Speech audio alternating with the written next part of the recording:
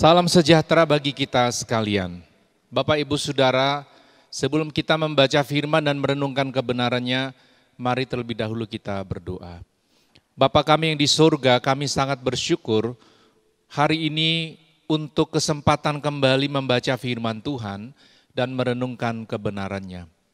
Kami memerlukan firman-Mu setiap waktu, supaya hidup kami diterangi oleh kebenaran, dan oleh Roh-Mu yang kudus yang tinggal di dalam kami dapat melakukan kebenaran untuk hidup bagi kemuliaan Tuhan. Apapun situasi yang tengah kami alami hari ini, ajarlah kami untuk bersedia mendengar firman Tuhan dan percaya bahwa di dalam perkataan-perkataan Tuhan ada kekuatan baru bagi kami untuk bangkit kembali hidup bagi kemuliaan-Mu. Berbicaralah kepada kami Tuhan Yesus melalui firman-Mu karena kami siap untuk mendengar. Dalam nama Tuhan Yesus kami berdoa dan bersyukur. Amin. Bapak, Ibu, Saudara, mari kita bersama-sama membaca firman Tuhan dari Injil Yohanes pasal 11, ayat yang pertama sampai dengan ayat yang ke-44. Tetapi mari Bapak Ibu, saya mengajak kita untuk membaca ayat yang pertama sampai dengan ayat yang ke-26. Demikianlah firman Tuhan. Ada seorang yang sedang sakit, namanya Lazarus. Ia tinggal di Betania, kampung Maria dan adiknya Marta. Maria ialah perempuan yang pernah meminyaki kaki Tuhan dengan minyak mur dan menyekanya dengan rambutnya. Dan Lazarus yang sakit itu adalah saudaranya. Kedua perempuan itu mengirim kabar kepada Yesus, "Tuhan, dia yang Engkau kasihi sakit." Ketika Yesus mendengar kabar itu, ia berkata penyakit itu tidak akan membawa kematian, tetapi akan menyatakan kemuliaan Allah. Sebab oleh penyakit itu anak Allah akan dimuliakan. Yesus memang mengasihi Marta dan kakaknya dan Lazarus. Namun setelah didengarnya bahwa Lazarus sakit, ia sengaja tinggal 2 hari lagi di tempat di mana ia berada.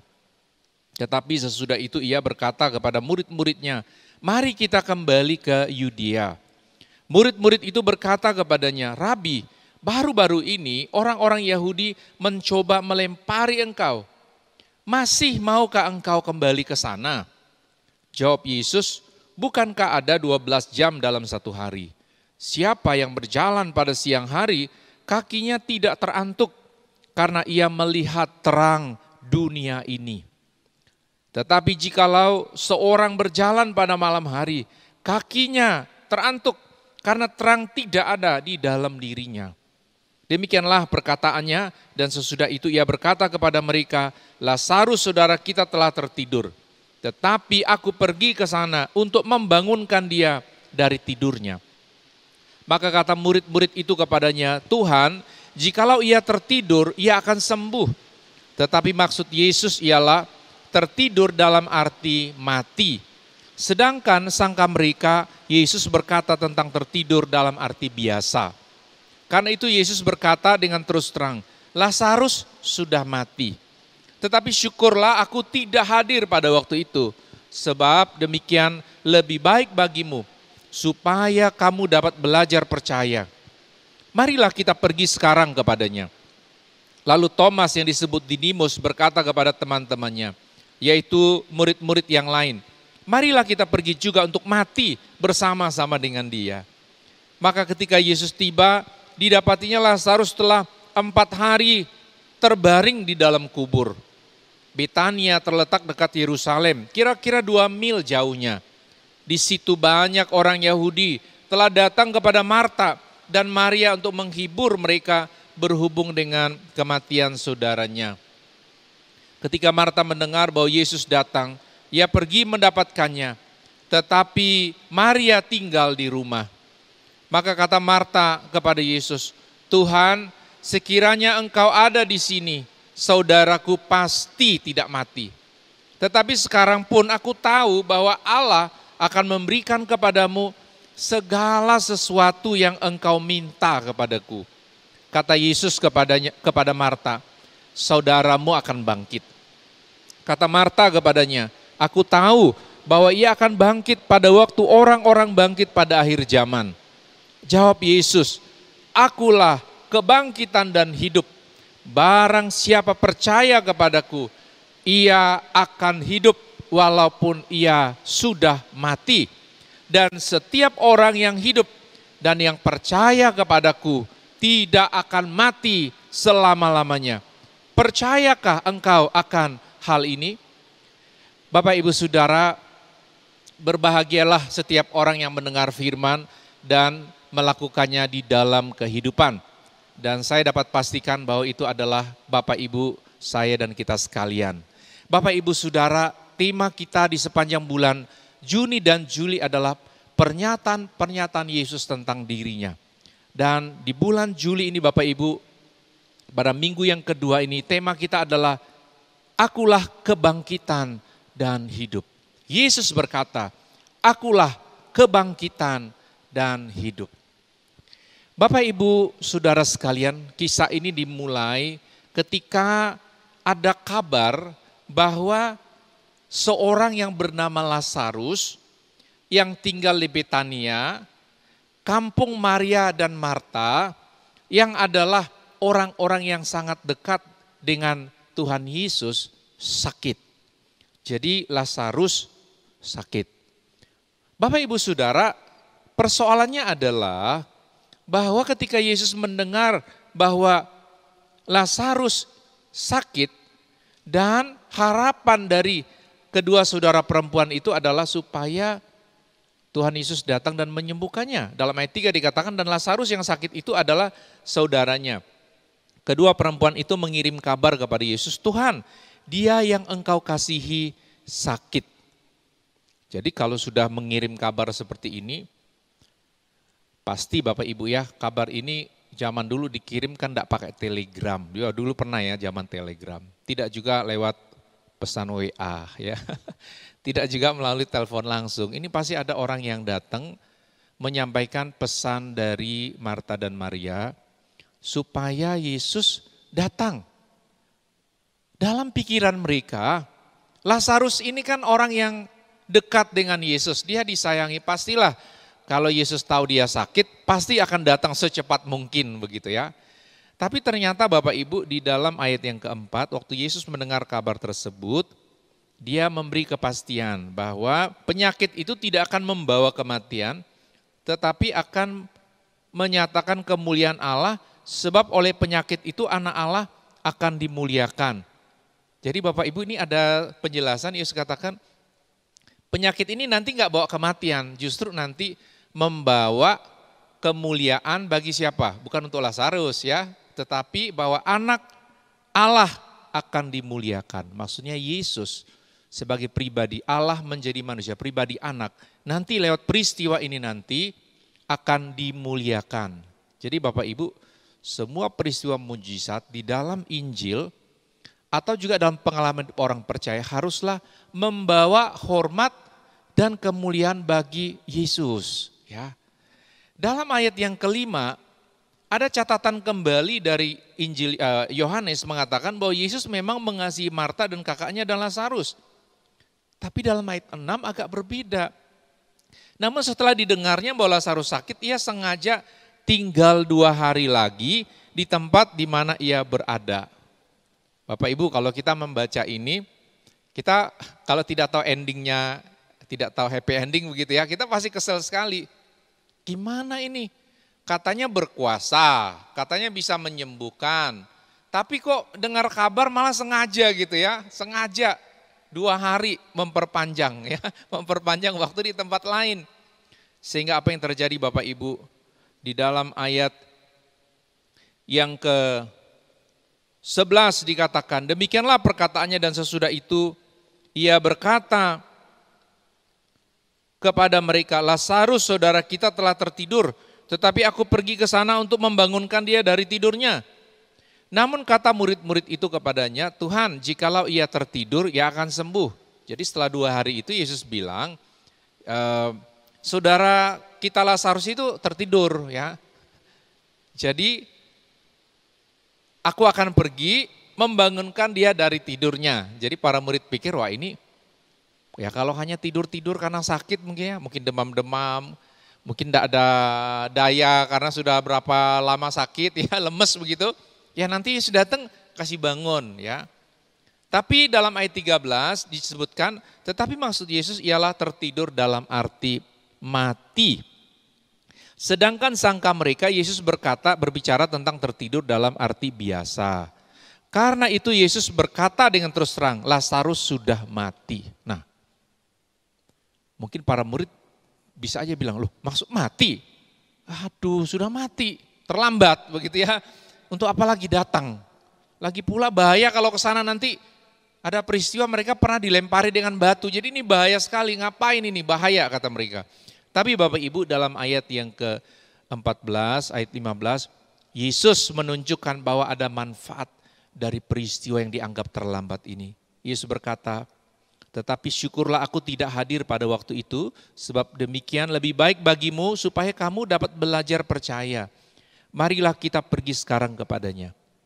Melalui kisah ini sekali lagi, di awal Yesus berkata, nanti melalui penyakit dari Lazarus, bukan membawa kematian, kata Yesus di awal, tetapi nanti membawa kemuliaan bagi anak Allah. Sekarang Yesus berkata bahwa melalui peristiwa ini nanti kamu belajar ya untuk percaya. Jadi semua peristiwa Bapak Ibu di dalam hidup kita termasuk hal-hal yang paling sulit sekalipun, nomor satu Bapak Ibu, Allah dapat dimuliakan dalam kondisi apapun. Saya pernah berkhotbah waktu itu di awal pandemi, bagaimana kita memuliakan Allah dalam keadaan senang dan susah, dalam keadaan derita dan sukacita. Dalam teks ini Bapak Ibu diperjelas bahwa anak Allah, Yesus akan dipermuliakan. Yang kedua, melalui peristiwa ini nanti, kamu para murid belajar percaya. Nah Bapak Ibu Saudara, waktu mendengar bahwa Yesus mengajak mereka kembali, maka Thomas pikir wah ini udah pasti, udahlah mati kita ya. Karena apa? Karena dulu pengalaman buruk mereka datang pernah dilempari dengan batu. Thomas berkata, marilah kita pergi juga untuk mati bersama-sama dengan dia ya.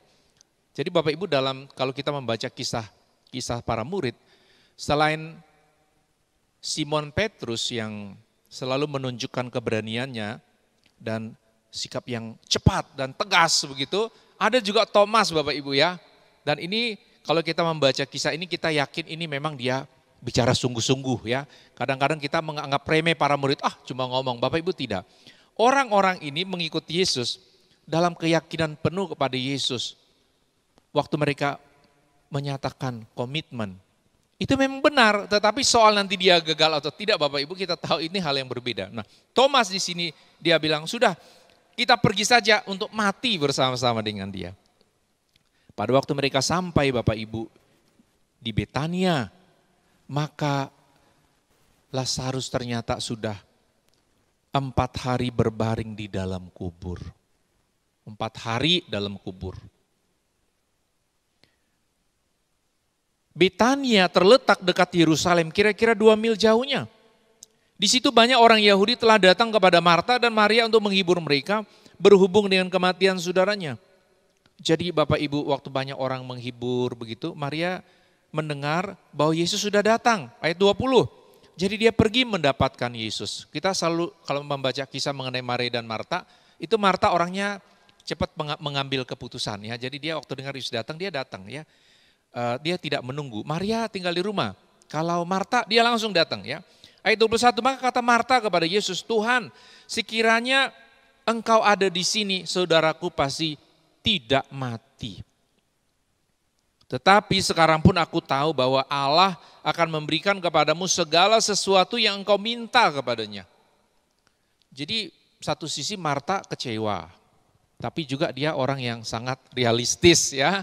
Kalau Tuhan ada sebelum dia mati, wah pasti nggak mati ya. Artinya harapan satu-satunya makanya dia mengirim kabar itu adalah Yesus. Tapi dia bilang nggak ada yang mustahil juga. Apa saja yang Yesus minta, ini bisa terjadi. Ya. Lalu ayat yang ke-23, kata Yesus kepada Marta, saudaramu akan bangkit. Kata Marta kepadanya, aku tahu bahwa ia akan bangkit pada waktu orang-orang bangkit pada akhir zaman. Jadi Yesus bilang, saudaramu akan bangkit. Nanti hidup ini ya, akan hidup lagi. Tapi Marta yang sudah kecewa, ini orang sudah mati, sudah menunggu lama kok nggak datang, katanya sayang kami kok nggak datang-datang ya. Ini sama aja Bapak Ibu ya, kita kalau dalam satu sesuatu yang sulit, ada orang yang kita berharap, mungkin kalau sakit berharap ada dokter datang, mungkin kita berharap ada teman yang beri simpati begitu, ini kok nggak ada kabar ya. Tunggu-tunggu ya, harap mungkin ada surprise ya, kayak orang ulang tahun ya harap surprise, sampai akhirnya nggak ada surprise. Nah ini Bapak Ibu sampai orangnya mati begitu, Yesus tidak datang. Jadi pernyataan dari Marta ini ada unsur kecewa, tapi juga menyatakan percaya. Yesus bilang akan hidup, dan Marta bilang, ya betul, karena dia orang Israel Bapak Ibu, dia tahu juga akan ada yang disebut kebangkitan dari antara orang mati. Tapi Yesus menjawab, akulah kebangkitan dan hidup. Barang siapa percaya kepadaku, ia akan hidup walaupun ia sudah mati.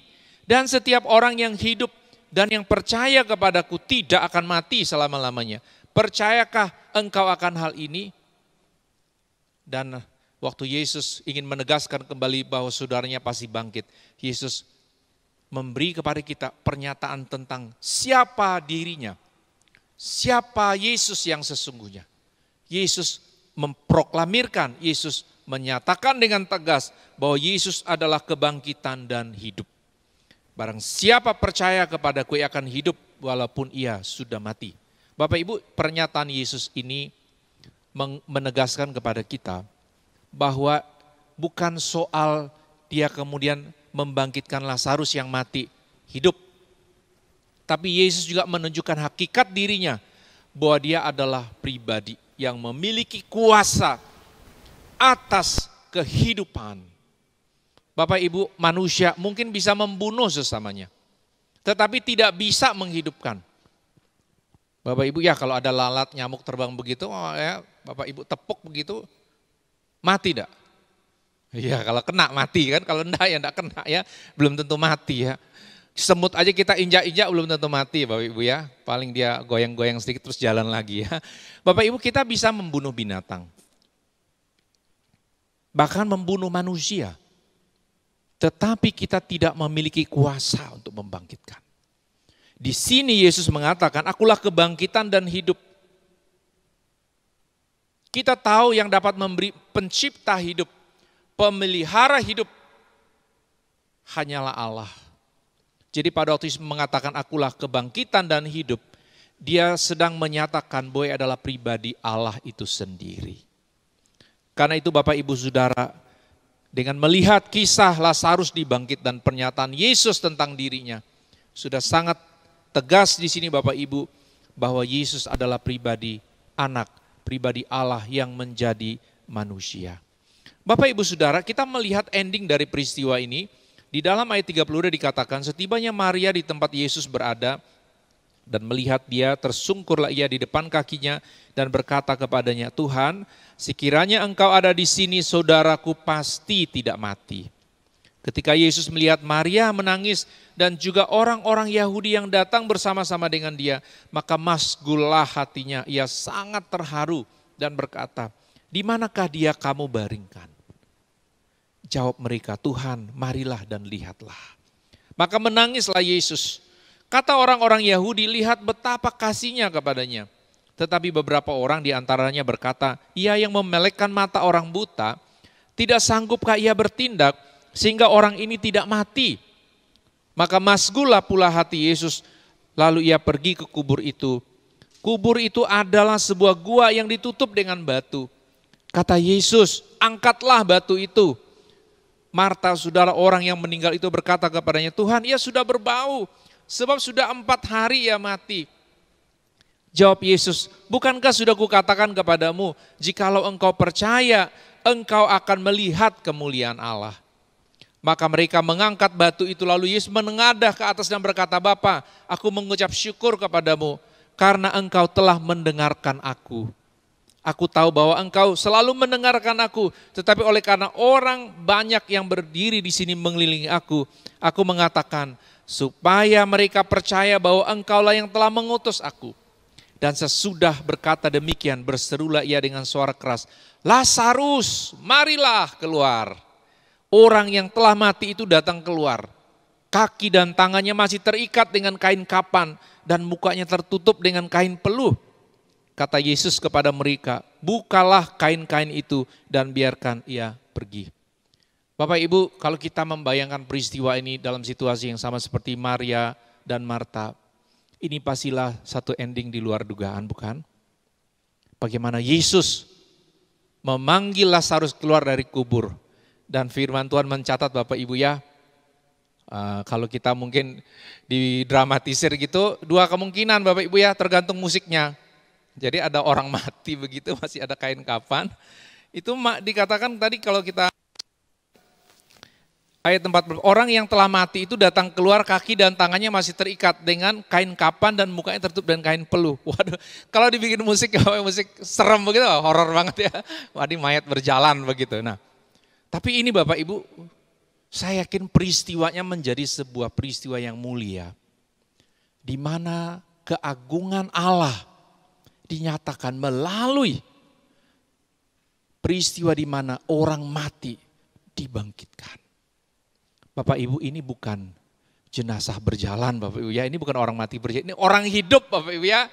Ini beda sekali, ini bukan jenazah berjalan seperti dalam beberapa upacara di mana dengan kuasa kegelapan Bapak Ibu ya, seringkali ada percampuran antara keyakinan iman dengan hal-hal yang masih merupakan kepercayaan nenek moyang yang ditunggangi oleh kuasa setan. Kalau ini Bapak Ibu, ini benar-benar orang mati hidup ya, bukan jenazah jalan sendiri ya. Jadi peristiwa ini satu peristiwa di mana akhirnya kemuliaan Tuhan dinyatakan melalui peristiwa Lazarus yang mati dan Lazarus yang kemudian dibangkitkan.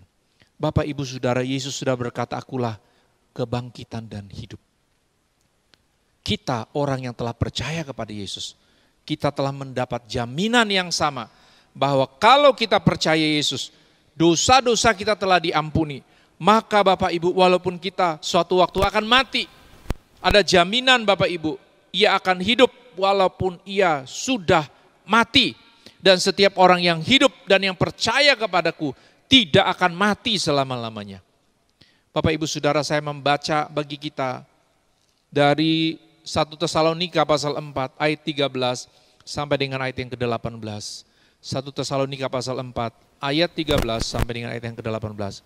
Satu janji yang selaras dengan pernyataan Yesus bahwa Yesus adalah kebangkitan dan hidup.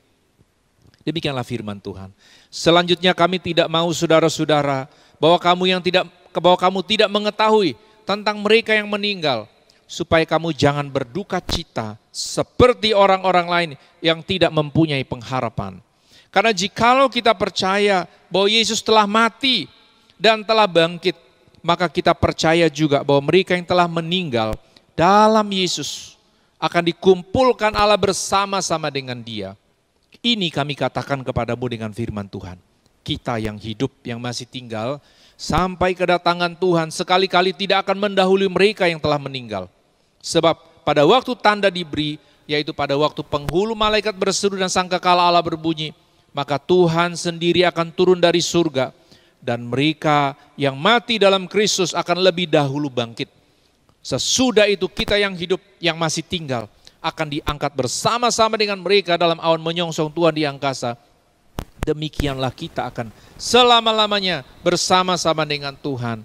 Karena itu hiburkanlah seorang akan yang lain dengan perkataan-perkataan ini.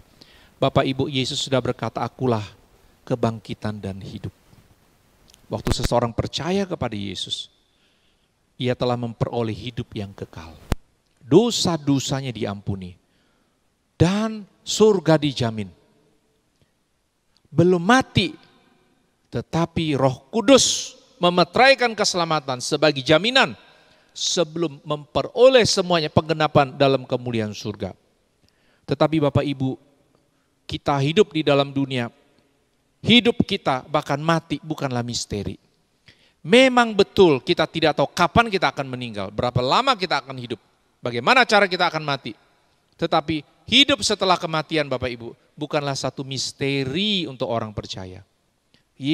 Firman Tuhan sudah menyatakan tadi, orang yang mati di dalam Tuhan. Maksudnya apa?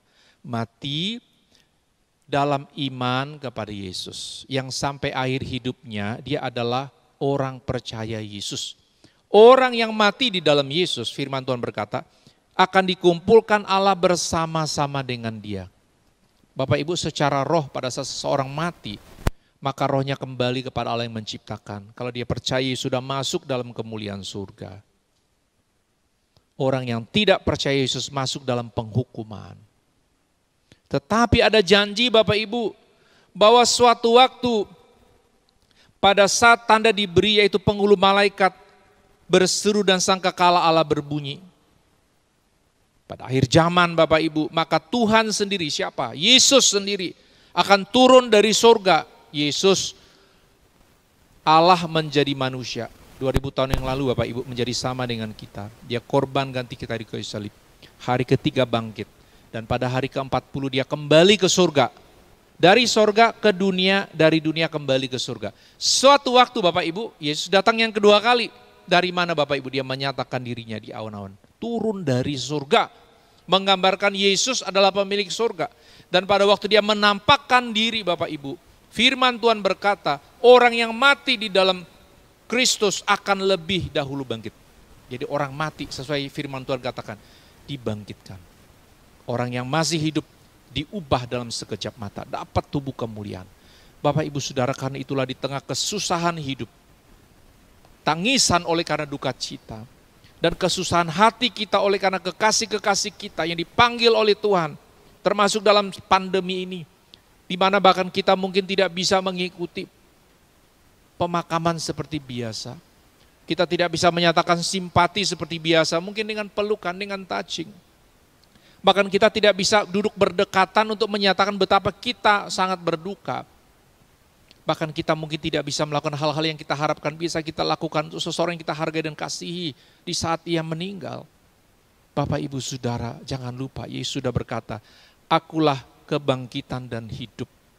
Orang yang percaya kepada Yesus tidak akan mati selama-lamanya.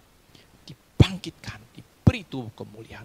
Bapak Ibu Saudara, karena itulah dalam situasi yang paling sulit sekalipun hidupmu pada hari ini, jangan lupa Yesus adalah kebangkitan dan hidup.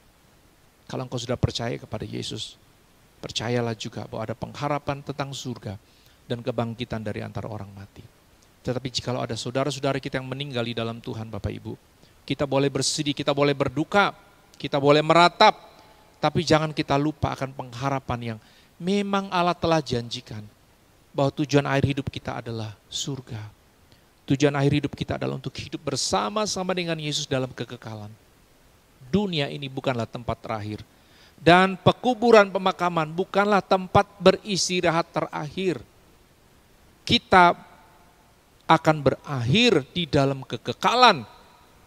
Berakhir dalam arti apa Bapak Ibu? Bukan berakhir hilang, tetapi masuk dalam kemuliaan surga.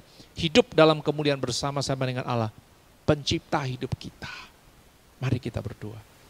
Bapa, hari ini kami membaca firman dan kembali diteguhkan bahwa Yesus Kristus adalah kebangkitan dan hidup.